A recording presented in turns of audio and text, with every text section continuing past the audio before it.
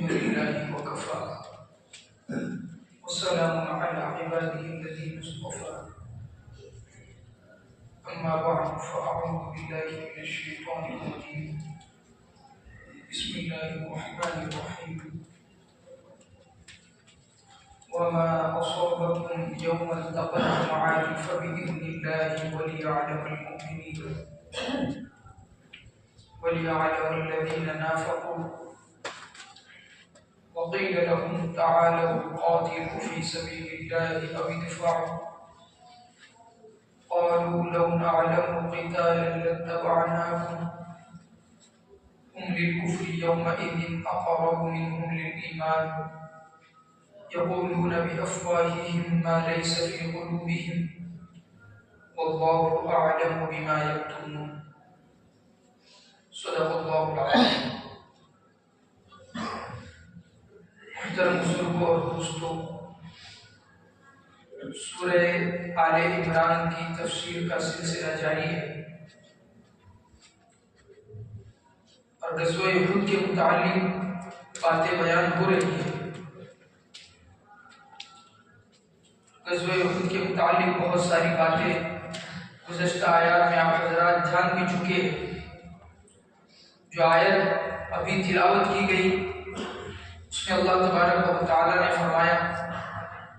کہ غزوہ احد میں مسلمانوں کو جو تکلیف پہنچی اور جو نقصان پہنچا اس کا مقصد کیا تھا؟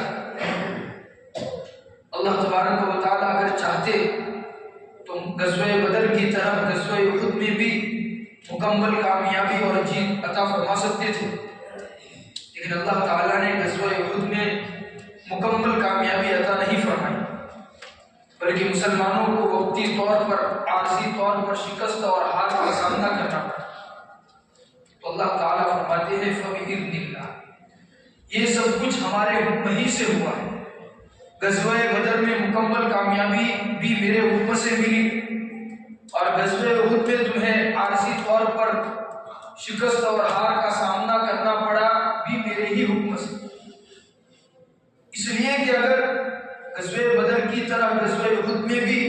مسلمانوں کو مکمل کامیابی اور فتح مل جاتی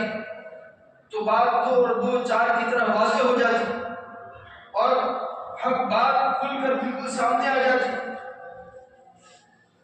اور لوگ یہ سمجھ جاتے کہ اسلام ہی سچا مذہب ہے اور غیب غیب میں نہ رہتا، اور اللہ تبارک و تعالیٰ غیب کو غیب میں رکھنا چاہتے ہیں۔ کبھی حق کی جیت ہو، کبھی باطل کی جیت ہو اور غیب چھپا رہے، اور چونکہ ایمان جو معتبر ہے وہ غیب پر ایمان معتبر ہے، تو اگر ہر مرتبہ حق ہی کو کامیابی مل جاتی تو پھر غیب غیب میں نہ رہتا، اور مقصد غیب کو غیب میں رکھنا تھا، اس لیے کہ معتبر ایمان بالغیب ہے۔ تو اس مقصد کے پیش نظر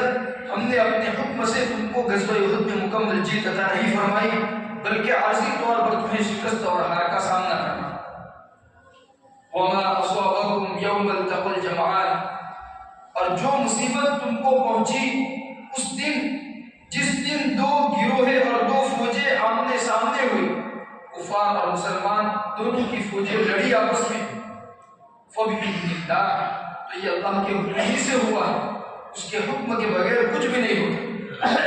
وَلِيَعْلَمَ الْمُؤْمِنِينَ وَلِيَعْلَمَ الَّذِينَ نَافَقُوا، آگے اللہ تبارک و تعالیٰ نے دوسرا مقصد بیان فرمایا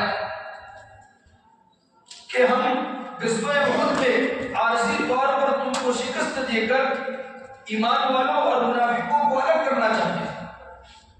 دیکھیے غزوہ بدر سے پہلے مسلمانوں کی صفوں میں نفاق نہیں تھا، منافقین کا وجود نہیں تھا،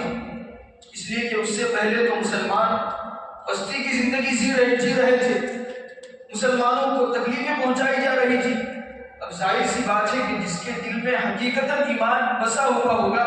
وہی آدمی اپنے ایمان کو ظاہر کرے گا،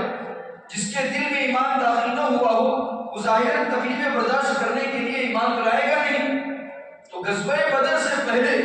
مسلمانوں کی صفوں میں نفاق نہیں تھا، منافقین کا وجود نہیں تھا، لیکن جب غزوہ بدر میں مسلمانوں کو مکمل کامیابی حاصل ہوئی تو عبداللہ ابن ابی جو منافقوں کا سردار تھا، اس نے کہا ان ھذا الامر قد توجہ، کہ اب تو اسلام بڑھ چلا ہے،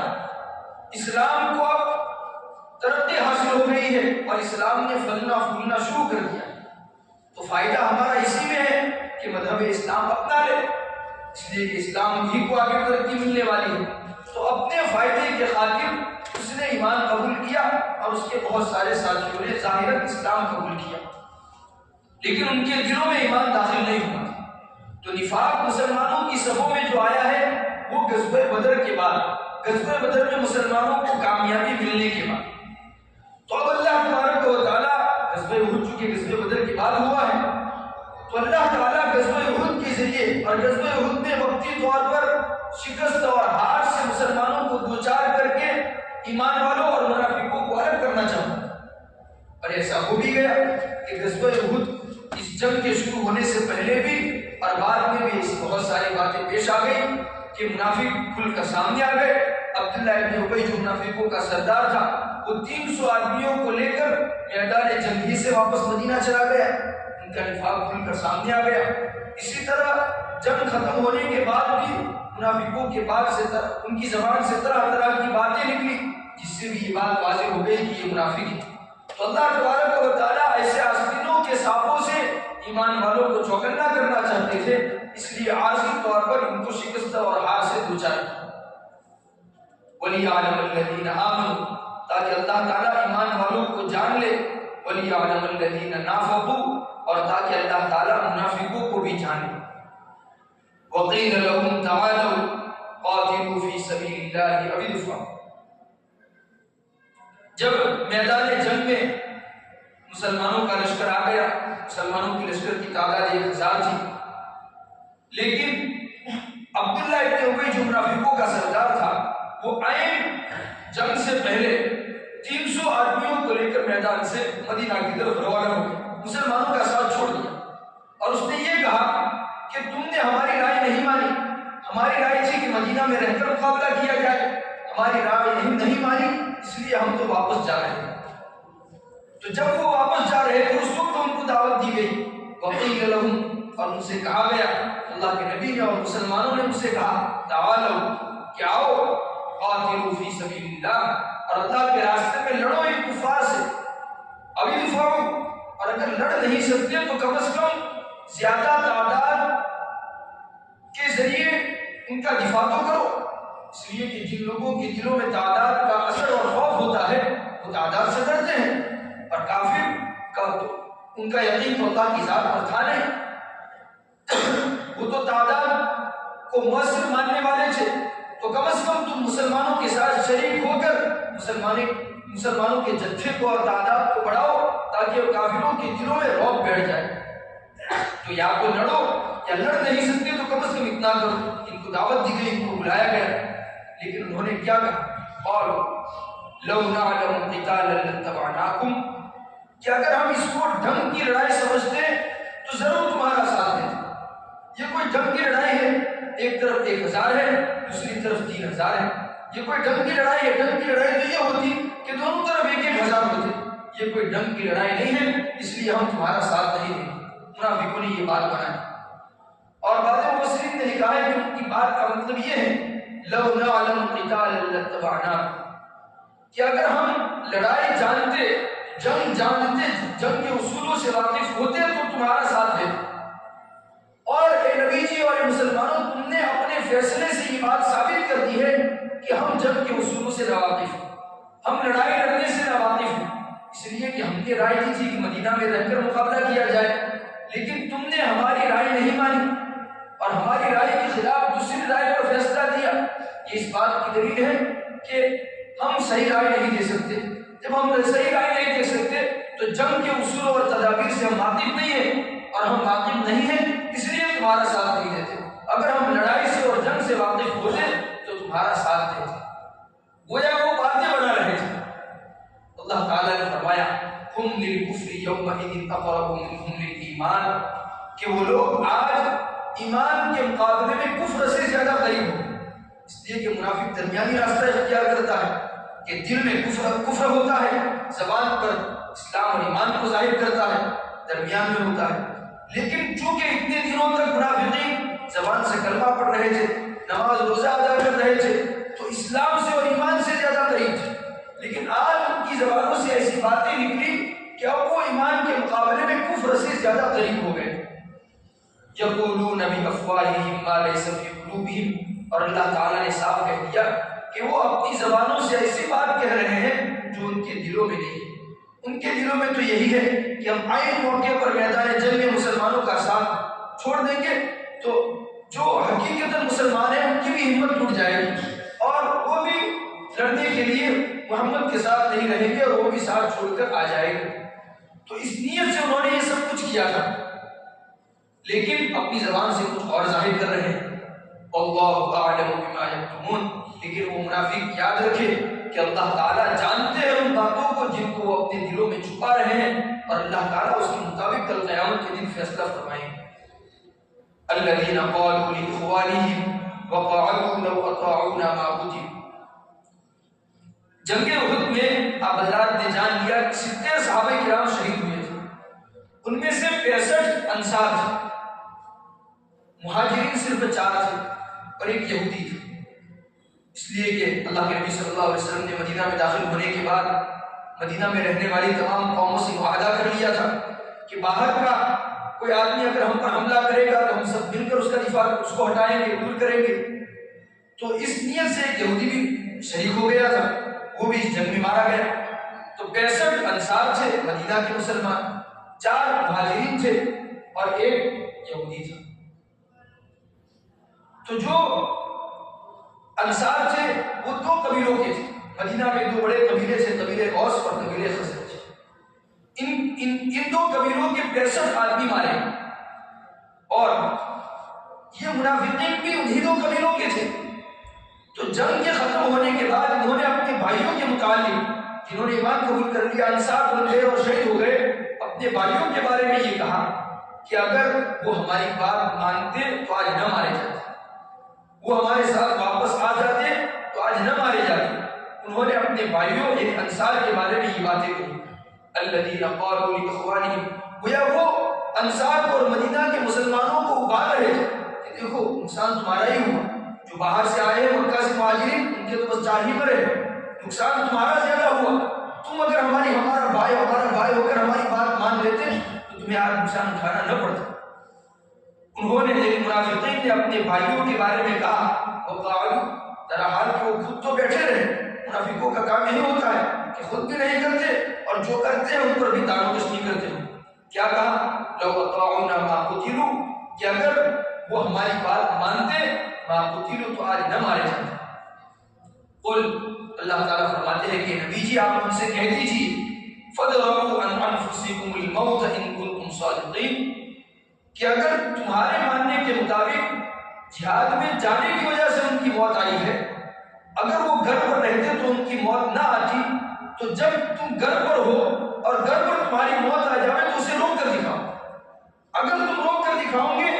تو یہ بات تمہاری بات سچی ثابت ہوگی کہ ان کی موت جہاد میں جانے سے آئی ہے۔ اگر وہ گھر پر رہتے تو موت نہ آتی، لیکن بات ایسی نہیں ہے، گھر پر بھی جب آدمی کو موت آ جاتی ہے تو کوئی اس کو روک سکتا نہیں۔ قل، اے نبی جی آپ کہہ دیجیے فَادْرَؤُوا عَنْ أَنفُسِكُمُ الْمَوْتَ، تم اپنے آپ سے موت کو ہٹا دو، ان کنتم صادقین، اگر تم اپنی بات میں سچے ہو۔ تو گھر پر رہنے کی وجہ سے موت رک تو نہیں سکتی، لیکن ہاں گھر پر مرنے کی وجہ سے آدمی اس موت سے محروم رہ جاتا ہے کہ جس موت کو موت نہیں کہا جاتا بلکہ زندگی کہا جاتا ہے، اور وہ ہے شہادت کی موت، کہ اللہ کے راستے میں مرنے والا شہید مرتا ہے۔ فرمایا وَلَا تَحْسَبَنَّ الَّذِينَ قُتِلُوا فِي سَبِيلِ اللَّهِ أَمْوَاتًا، کہ تم ان لوگوں کو جو اللہ کے راستے میں مارے گئے، شہید ہو گئے، ان کو مردہ خیال مت کرو،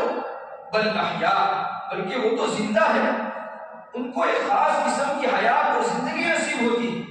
دیکھیے ہر مرنے والے کو ایک خاص قسم کی حیات اور زندگی حاصل ہوتی ہے، ہر مرنے والے، اور اسی زندگی کے اثر کی وجہ سے وہ ثواب اور عقاب محسوس کرتا ہے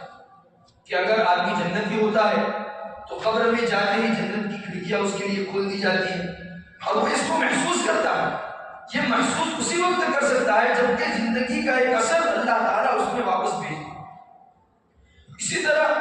جس آدمی کے لیے برا فیصلہ ہوتا ہے، جسم کا عذاب اس پر شروع ہو جاتا ہے قبر ہی سے، تو قبر میں رہتے ہوئے بھی اس عذاب کو محسوس کرتا ہے۔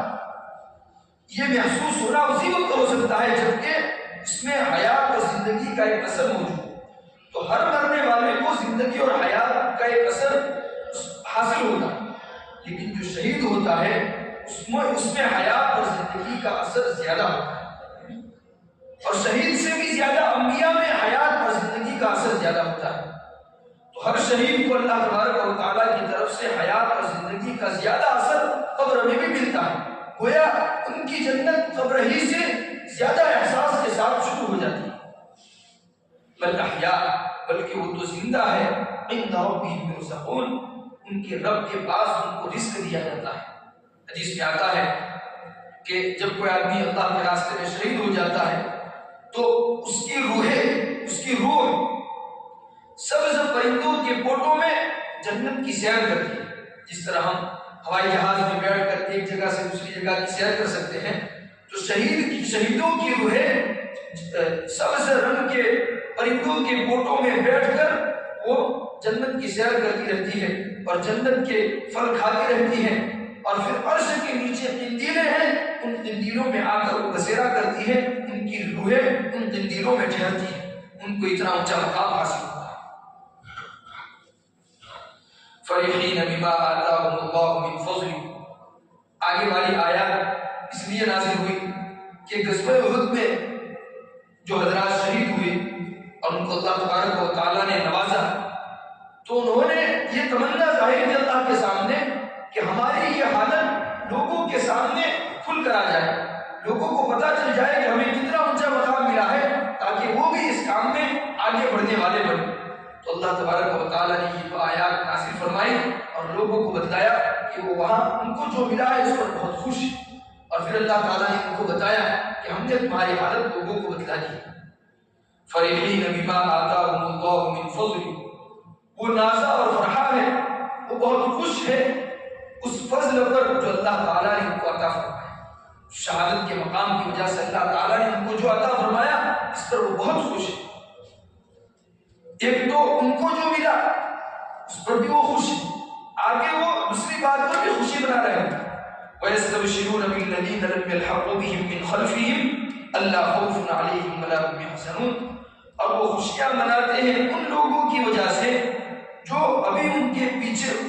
پچھلے لوگوں میں سے ان سے نہیں ملے، یعنی غزوہ احد میں جو لوگ ان کے ساتھ مل کر لڑ رہے تھے لیکن وہ شہید نہیں ہوئے، تو ان کے پچھلے لوگوں میں سے جو ان کے ساتھ نہیں ملے ان کی وجہ سے بھی وہ خوشیاں مناتے ہیں کہ اگر وہ بھی اس میں لگے رہے اور ان کو بھی شہادت کا مقام حاصل ہو گیا تو وہ بھی ہماری طرح بہت خوش ہوں گے۔ اللہ خوف علیہم ولا هم يحزنون، اور جس طرح ہمیں نہ کسی قسم کا کوئی خوف ہے نہ چھوٹنے کا غم ہے، تو ان کو بھی آگے کا نہ کوئی خوف ہوگا اور نہ دنیا چھوٹنے کا کوئی غم ہوگا، وہ بھی ہماری طرح بہت خوش ہوں۔ یستبشرون بنعمت من اللہ وفضل، الغرض وہ خوشیاں مناتے ہیں اللہ کی نعمت پر اور فضل پر، یہاں نعمت سے مراد ثواب ہے، ان کو شہادت کا جو مقام ملا اور جو نعمتیں ملی اس پر وہ خوش ہیں، اور اللہ تعالیٰ نے ان کو ان کے ثواب سے زیادہ بھی عطا فرمایا۔ وہ فضل سے مراد زیادتی ہے، تو اللہ تعالیٰ نے ثواب بھی عطا فرمایا اور زیادہ بھی ان کو دیا، اس پر بھی وہ خوشیاں مناتے ہیں۔ اس لیے کہ وَأَنَّ اللَّهَ لَا يُضِيعُ أَجْرَ الْمُؤْمِنِينَ، کہ وہ تو جان چکے ہیں کہ اللہ تعالیٰ ایمان والوں کے اجر کو کبھی ضائع نہیں کرتے، جیسے اس رب نے ہمارے شہید ہونے کے بعد ہمارے اجر کو ضائع نہیں کیا، تو جو لوگ ہمارے پیچھے ہمارے ہی جیسے کام میں لگے ہوئے ہیں اگر وہ بھی اس راستے میں شہید ہو گئے تو اللہ تعالیٰ ان کے اجر کو بھی ضائع نہیں فرمائے۔ الذين استجابوا لله والرسول من بعد ما أصابهم القرح، جب احد کی جنگ ختم ہو گئی تو اللہ کے نبی صلی اللہ علیہ وسلم کو یہ اندیشہ لاحق ہوا کہ ہو سکتا ہے کہ کافروں کے دلوں میں یہ خیال آئے کہ ہم نے مسلمانوں پر غلبہ تو پا ہی لیا تھا، کیا اچھا ہوتا کہ ہم مسلمانوں کا صفایا ہی کر دیتے، ان کو مکمل مٹا ہی دیتے۔ اگر یہ خیال ان کے دلوں میں آ گیا تو ہو سکتا ہے وہ واپس حملہ کرنے کے لیے آ سکتے ہیں۔ یہ اندیشہ اللہ کے نبی صلی اللہ علیہ وسلم کو لاحق ہوا، تو اللہ کے نبی صلی اللہ علیہ وسلم نے جس دن غزوہ احد ہوا اس کے دوسرے دن ہی اعلان کیا کہ چلو ان کے کفار کا پیچھا کرنے کا، اور یہ بھی کہا کہ وہی لوگ چلے جو غزوہ احد میں میرے ساتھ شریک تھے۔ اب صحابہ کرام زخموں سے چور تھے، غم سے نجات تھے، خوف سے دوچار تھے، لیکن اس حالت میں بھی انہوں نے لبیک کہا اور وہ چل۔ آج اگر ہم وقت لگا کر آ جائے 4 مہینہ یا چلا اور 1 سال پرانا ہوا اور کوئی ہماری تشکیل کر دے تو ہم آنکھیں پھاڑ کر کہیں گے ابھی میرا 1 سال پرانا نہیں ہوا۔ لیکن صحابہ کرام کا جذبہ ایک ایمانی جذبہ تھا کہ جذبہ احد میں ابھی زخموں سے چور ہے، دوسرے ہی دن اللہ کے نبی نے اعلان کیا کہ کفار کا پیچھا کرنے کے لیے جانا ہے، فوراً لبیک ہے۔ اس وقت جو عبداللہ ابن ابی منافق تھا جو 300 آدمیوں کو لے کر واپس چلا گیا تھا، اس نے بھی اجازت مانگی کہ ہم بھی شریک ہو جائے، لیکن اللہ کے نبی صلی اللہ علیہ وسلم نے اجازت نہیں دی۔ خیر اللہ کے نبی صلی اللہ علیہ وسلم مدینہ سے کفار کا پیچھا کرنے کے لیے روانہ ہو گئے اور مدینہ سے 8 میل کے فاصلے پر آپ صلی اللہ علیہ وسلم نے پڑاؤ ڈالا۔ جس جگہ پڑاؤ ڈالا اس جگہ کا نام حمراء الاسد ہے۔ وہاں اللہ کے نبی صلی اللہ علیہ وسلم نے پڑاؤ ڈالا تو ایک شخص آئے، معبد ابن ابی معبد خزاعی۔ وہ اس وقت اسلام لا چکے تھے یا اسلام تو نہیں لائے تھے لیکن معاہد ہو چکے تھے، آپ صلی اللہ علیہ وسلم کے عہد میں آ چکے تھے۔ تو انہوں نے آ کر کہا آپ صلی اللہ علیہ وسلم سے کہ آپ کو جو تکلیف پہنچی اس کے متعلق میں آپ کی کیا مدد کر سکتا ہوں؟ تو آپ صلی اللہ علیہ وسلم نے کہا کہ جاؤ کفار کی طرف اور ان کی حوصلہ شکنی کرو، ان کا حوصلہ توڑ دو، تاکہ اگر واپس حملہ کرنے کا خیال بھی ان کے دل میں آئے تو ان کی ہمت ٹوٹ جائے اور واپس نہ آ سکے۔ تو یہ روانہ ہو گئے مکہ کی طرف ابو سفیان کے لشکر سے ملنے کے لیے اور ان کی ہمت توڑنے کے لیے۔ اور دوسری طرف ابو سفیان کا لشکر مدینہ سے 36 کلومیٹر نہیں بلکہ 20 کلومیٹر سے زیادہ ہوتا 36 میل کے فاصلے پر پہنچ چکا تھا، اور ابو سفیان کے قافلے نے روحا نامی مقام پر پڑاؤ ڈالا تھا۔ وہاں جا کر کافروں کے دلوں میں بھی وہی خیال آیا جس کا اندیشہ آپ صلی اللہ علیہ وسلم کو پیش آیا تھا کہ ہم نے مسلمانوں پر غلبہ تو پا ہی لیا تھا، کیا اچھا ہوتا کہ ان کا صفایا کرتے تھے، ابھی تو مسلمانوں میں اتنے سر باقی ہے کہ جو ہمارے لیے درد سر بن سکتے ہیں۔ تو پھر انہوں نے آپس میں فیصلہ کیا کہ نہیں ہمیں لڑنے کے لیے جانا۔ تو صفوان ابن امیہ جو انہی کے لشکر کا ایک آدمی تھا، اس نے کہا کہ نہیں ہمیں ان سے لڑنے کے لیے نہیں جانا چاہیے، ہو سکتا ہے کہ جو غزوہ احد میں مسلمان ان کے ساتھ شریک نہیں تھے وہ بھی آ جائے اور ہم ان سے جیت نہ سکیں۔ لیکن اس کی بات کسی نے نہیں مانی اور انہوں نے فیصلہ کر دیا کہ مسلمانوں کو واپس ان کا خاتمہ کرنے کے لیے جانا۔ لیکن ابھی وہ نکلے نہیں تھے اور اللہ کے نبی صلی اللہ علیہ وسلم نے جس شخص سے معبد ابن ابی معبد خزاعی کو بھیجا تھا وہ وہاں پر پہنچ گئے۔ تو ابو سفیان نے ان سے پوچھا کہ تم مدینہ کی طرف سے آ رہے ہو، محمد اور ان کے ساتھیوں کا کیا حال ہے؟ تو انہوں نے کہا کہ محمد صلی اللہ علیہ وسلم کے ساتھ اتنی بڑی جمعیت ہے، اتنے زیادہ لوگ ہیں کہ کبھی اتنے زیادہ لوگ میں نے ان کے ساتھ نہیں دیکھے، اور وہ تمہارا مقابلے کے لیے پورے جوش اور غصے کے ساتھ آ رہے ہیں۔ تو ابو سفیان نے پھر ابھی معبد ابن ابی معبد خزاعی سے پوچھا کہ پھر تمہاری کیا رائے ہے کہ ہم ان سے لڑنے کے لیے جائیں؟ تو معبد ابن ابی معبد خزاعی نے کہا کہ اگر تم میری رائے مانتے ہو، میری بات مانتے ہو تو ان سے لڑنے کے لیے مت جاؤ، ابھی تم یہاں سے کچھ کرو گے کہ ان کی پیشانیاں تم کو نظر آئیں گی، یعنی لشکر بہت قریب ہے، فائدہ اس میں ہے کہ تم یہاں سے مکہ کی طرف واپس چلے جاؤ۔ تو معبد ابن ابی معبد خزاعی نے ان کی ہمت توڑ دی، اللہ کے نبی نے جو کام سونپا تھا وہ کام پورا کیا۔ لیکن چونکہ اس صورت میں الزام ان پر آتا کہ ہم بھاگ گئے، تو اس نے قبیلہ عبد القیس کا ایک قافلہ مدینہ کی طرف جا رہا تھا، ان کو یہ کہنا بھیجا کہ جاؤ اور محمد ان کے ساتھیوں سے کہہ دینا کہ کفار پوری جمعیت کے ساتھ تمہارا مقابلہ کرنے کے لیے اور تمہیں سفر ہستی سے بٹانے کے لیے آ رہے ہیں۔ تو وہ ابو سفیان کا لشکر تو مکہ کی طرف واپس چلا گیا، لیکن قبیلہ عبد القیس کا جو قافلہ مدینہ جا رہا تھا ان کی آپ صلی اللہ علیہ وسلم سے ملاقات ہوئی اور انہوں نے کہا کہ کفار تم سے لڑنے کے لیے تمہارا مقابلہ کرنے کے لیے آ رہے ہیں۔ اللہ کے نبی صلی اللہ علیہ وسلم نے 3 دن تک وہاں ان کا انتظار کیا لیکن کوئی نہیں آیا، تو پھر آپ صلی اللہ علیہ وسلم صحابہ کرام کو لے کر مدینہ منورہ میں واپس تشریف لے آئے۔ اس واقعے کا ذکر اس آیت میں ہے الذین استجابوا للہ والرسول من بعد ما اصابهم القرح وہ لوگ مراد مسلمان ہیں کہ جنہوں نے اللہ اور اس کے رسول کی بات مانی، من بعد ما اصابهم القرح، ان کو زخم پہنچنے کے بعد، یعنی خود میں وہ زخموں سے چور تھے، اللہ کے نبی نے ان کو حکم دیا کہ ان کا پیچھا کرنے کے لیے جانا ہے، تو بات مان لی اور تیار ہو گئے۔ للذین احسنوا منهم واتقوا اجر عظیم، ان لوگوں کے لیے جنہوں نے ان میں سے اچھے کام کیے، نیک اعمال کیے، اور اس سے بڑا نیک عمل کیا ہو سکتا ہے کہ زخموں سے چور ہے پھر بھی جہاد کے لیے چلے نکلے، واتقوا، اور اللہ کی ذات سے ڈرے، اجر عظیم، ان کے لیے بہت بڑا اجر ہے۔ الذين قال لهم الناس ان الناس قد جمعوا لكم فاخشوهم فزادهم ایمانا۔ آگے اللہ تبارک و تعالی نے بدر صغریٰ کا ذکر کیا۔ ایک بدر کی جنگ تو آپ صلی اللہ علیہ وسلم مدینہ میں ہجرت کر کے گئے، اس کے دوسرے سال ہی پیش آئی، اور غزوہ بدر کے بعد پھر احد کی جنگ پیش آئی۔ اس کے بعد ایک اور احد کی جنگ جب ختم ہوئی تو ابو سفیان نے آپ صلی اللہ علیہ وسلم کو چیلنج کیا کہ آئندہ سال ہمارا اور تمہارا مقابلہ ہوگا، جنگ ہوگی بدر کے مقام پر کہ جہاں پہلے جنگ ہو چکی، آئندہ سال ہمارا اور تمہارا مقابلہ ہوگا۔ تو آپ صلی اللہ علیہ وسلم نے ابو سفیان کی بات قبول کر دی۔ جب ایک سال گزر گیا، غزوہ احد ختم ہونے کا ایک سال گزر گیا، تو آپ صلی اللہ علیہ وسلم نے صحابہ کرام میں اعلان کیا کہ نکلو ہم سے مقابلہ کرنے کے لیے، اگر تم نہیں نکلو گے تو اللہ کا رسول تنہا تنہا نکلنے کے لیے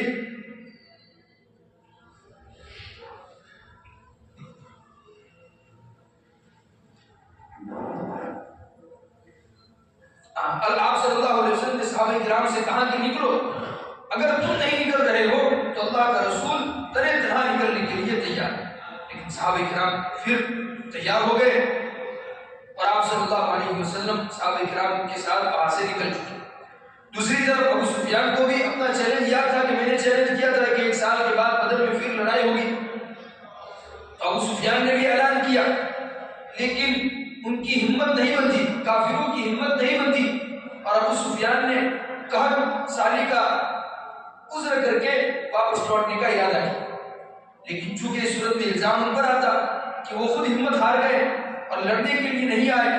اس لیے ایک شخص مدینہ کی طرف جا رہا تھا، اس کو کچھ رقم دی اور یہ کہا کہ وہاں جا کر یہ خبر پھیلا دے مدینہ میں کہ محمد اور ان کے ساتھی ڈر گئے اور لڑنے کے لیے نہیں آئے، کفار تو آ گئے، محمد اور ان کے ساتھی ڈر گئے اور لڑنے کے لیے نہیں آئے، یہ خبر جا کر پھیلا دے۔ وہ شخص مدینہ میں آیا اور یہ خبر آ کر اس نے پھیلائی، یہ بات بھی پھیلائی کہ محمد اور ان کے ساتھی ڈر گئے، اور آ کر یہ بھی کہا کہ کفار بڑی جمعیت کے ساتھ تمہارا مقابلہ کرنے کے لیے آ رہے ہیں۔ تو جب صحابہ کرام نے اور اللہ کے نبی صلی اللہ علیہ وسلم نے یہ خبر سنی تو فوراً کہا حسبنا اللہ ونعم الوکیل، وہ چاہے جتنا بھی بڑا مجمع لے کر آ جائے، ہمیں اللہ کی ذات کافی ہے، وہ بہترین کارساز ہے، وہ ہماری مدد کرنے والا ہے۔ پھر بھی صحابہ کرام اللہ کے نبی صلی اللہ علیہ وسلم روانہ ہو گئے، بدر کے مقام پر پہنچے، وہاں 3 دن تک آپ صلی اللہ علیہ وسلم وہاں رہے، لیکن ابو سفیان کا لشکر وہاں پر نہیں آیا، اور چونکہ بدر میں وہاں پر بازار لگتا ہے تو صحابہ کرام نے وہاں خوب خرید و فروخت کی، ان کو خوب نفع حاصل ہوا اور نفع کے ساتھ وہ واپس لوٹے۔ اس جنگ کو بدر صغریٰ کہتے ہیں، بدر کی چھوٹی جنگ جو غزوہ احد کے بعد پیش آئی، اس کا ذکر آگے والی 2 آیات میں ہے۔ الذین قال لهم الناس ان الناس قد جمعوا لكم، وہ لوگ کہ جن سے لوگوں نے کہا، یعنی مسلمانوں سے لوگوں نے، یعنی مدینہ کی طرف آنے والے ایک شخص نے کہا، جس کو ابو سفیان نے کچھ رقم دے کر خرید لیا تھا، کیا کہا؟ ان الناس قد جمعوا لكم، کہ لوگ تمہارے خلاف بڑی جمع ہو چکے ہیں، فخشوہم، بس تم ان سے ڈرو اور لڑنے کے لیے مت نکلو، اے مسلمانوں تمہارا فائدہ اسی میں ہے۔ تو اس نے وہ آ کر مسلمانوں کو ڈرایا، لیکن مسلمان ڈرے نہیں، فزادہم ایمانا، اس خبر نے ان کے ایمان میں اور زیادہ بڑھوتری کر دی، ان کی ہمتیں اور زیادہ بڑھ گئی اور وہ لڑنے کے لیے تیار ہو گئے، اور انہوں نے کہا حسبنا اللہ ونعم الوکیل، کہ ہمیں اللہ کی ذات ہم کو کافی ہے اور اللہ تعالیٰ بہترین کارساز ہے۔ اور اللہ کے نبی صلی اللہ علیہ وسلم اور صحابہ کرام وہاں گئے، 3 دن وہاں رہے، خوب خرید و فروخت کی، نفع حاصل ہوا، لیکن کفار نہیں آئے، آپ صلی اللہ علیہ وسلم واپس لوٹے۔ فَانْقَلَبُوا بِنِعْمَةٍ مِّنَ اللَّهِ وَفَضْلٍ، بس مسلمان واپس لوٹے اللہ کی نعمت اور فضل کو لے کر، یعنی ان کو ثواب مل ہی گیا، اس لیے کہ جنگ کے ارادے سے نکلے تھے، اور ثواب نیت پر ملتا ہے، ان کی نیت تو تھی پکی، تو اللہ تبارک و تعالیٰ نے ان کی نیت پر ان کو ثواب دے دیا، وہ فضل، اور ان کو فضل بھی ملا۔ فضل سے مراد دنیاوی مال کہ 3 دن تک انہوں نے خرید و فروخت کی اور ان کو بڑا نفع حاصل ہوا، دنیاوی نفع لے کر بھی وہ واپس لوٹے۔ لم یمسسہم سوء، اور ان کو کوئی تکلیف نہیں پہنچی کہ وہاں جنگ کی نوبت نہیں آئی۔ واتبعوا رضوان اللہ، اور انہوں نے اللہ کی رضامندی والی راہ اختیار کی۔ واللہ ذو فضل عظیم، اور اللہ تعالیٰ تو بڑے فضل والے ہیں کہ جو بھی اس کی رضامندی کی راہ اختیار کرتا ہے، جو بھی اس کو راضی کرنے والے اعمال کرتا ہے، اللہ تبارک و تعالیٰ اس کو بہت دیتے ہیں۔ صحابہ کرام کو اخروی فائدہ تو الہی ملا، ساتھ ہی ساتھ فضل دنیاوی فائدہ بھی وہ حاصل کر کے لوٹے۔ انما ذلکم الشیطان یخوف اولیاءہ، بلا شبہ وہ شیطان ہے